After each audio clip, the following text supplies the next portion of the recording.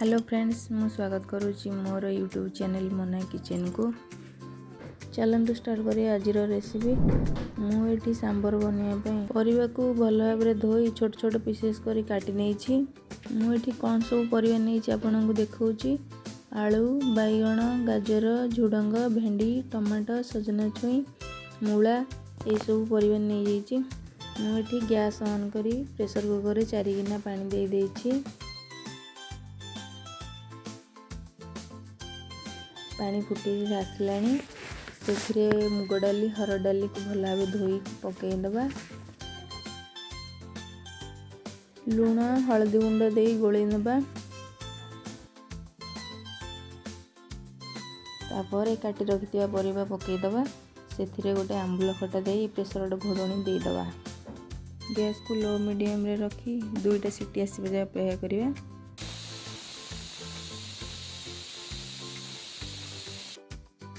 एबे 2टा सीटी आसी सारलानी प्रेशर बाहर करना। आपण देखि परथिबे परिया सब भल भाव सिझी जाइछि।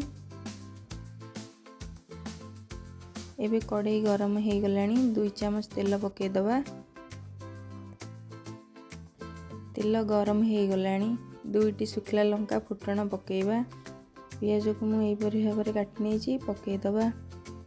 मझिरे मझिरे पियाज को एपट सेपट करी भाजी नउथिबे।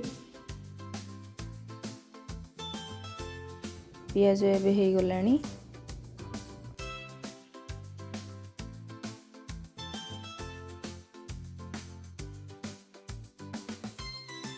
प्रेशर रे थिबा तरकारी को एबे पके दबा।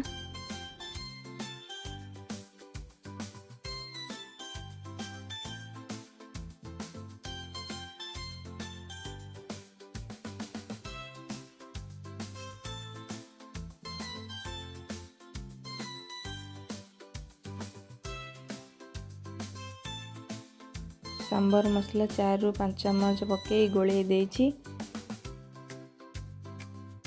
तापरे कटा धनिया पत्र किछि पके देछि।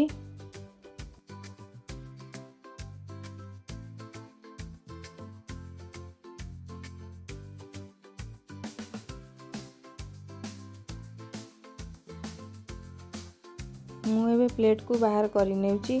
आपण देखि परथबे केते सुंदर देखा जाउछि। खाइबा को मध्य बहुत टेस्टी। आपण घरे ही रेसिपी ट्राई करंतु। केमती लागुची कमेंट करी कहंतु। वीडियोटी शेष जाए देखिथिबारु धन्यवाद।